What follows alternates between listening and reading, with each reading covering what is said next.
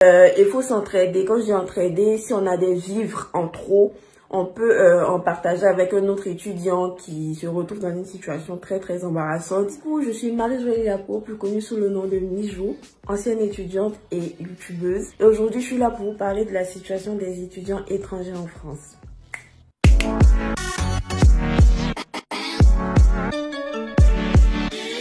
Yo, il y a des personnes qui regardent Snap mais qui ne nous suivent pas.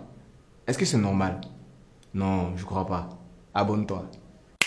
Alors la jeunesse, c'est quoi? Quand tu es dans un pays étranger, donc dans le cas, je vais prendre l'exemple de la France, tu te dois d'avoir une pièce d'identité française. Donc dans notre cas, un titre de séjour étudiant.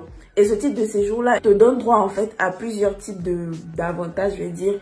Donc il y a le droit au logement, il y a même le droit à l'éducation parce que oui, tu as besoin d'un titre de séjour valable pour t'inscrire à la fac. Il y a également le droit de travail. Donc, spécialement pour les étudiants, c'est un titre accessoire parce que tu es censé être en cours. Alors, précédemment, on devait se rendre directement à la préfecture, donc prendre au préalable un rendez-vous, aller à la préfecture et ensuite, quand l'agent reçoit tous tes documents en bonne et due forme, on te fait un récépissé. Donc, en métropole, je ne me souviens plus exactement du temps de traitement, mais en Île-de-France, c'était maximum 6 mois. Donc ce récépissé-là, il prouve en fait que tu as fait une demande de titre de séjour. Sauf que depuis le début de la crise sanitaire principalement, les préfectures ont décidé de dématérialiser les procédures de renouvellement de titre de séjour. Ce qui inclut que tu es obligé de déposer tous tes dossiers en ligne. Et c'est un agent, je pense, qui se chargera en fait de vérifier toutes les pièces et ensuite de t'envoyer un récépissé. Le récépissé papier n'existant plus. Sauf que quand on fait la demande, on n'a aucune réponse. Et qui dit aucune réponse, dit pas de récépissé. Donc tous les droits auxquels un titre de séjour régulier sont attachés sont rompus en fait.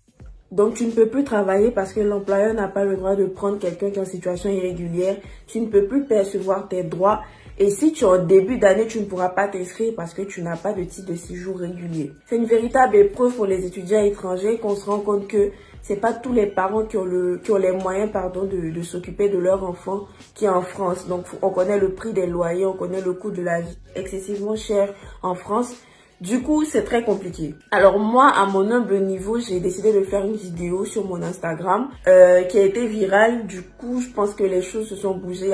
J'ai eu plusieurs témoignages de personnes qui ont reçu leur récépissé. J'en suis très contente, mais il faut qu'on sache que la lutte n'est pas terminée.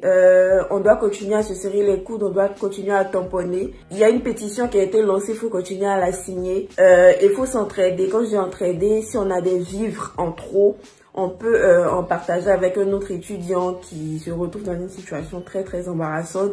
On est dans une société française de plus en plus raciste, mais le fait qu'on soit étudiant étranger, même si on ne vient pas forcément du même pays, mais du même continent, de la même Afrique, je pense qu'on doit se serrer les coudes et puis s'entraider.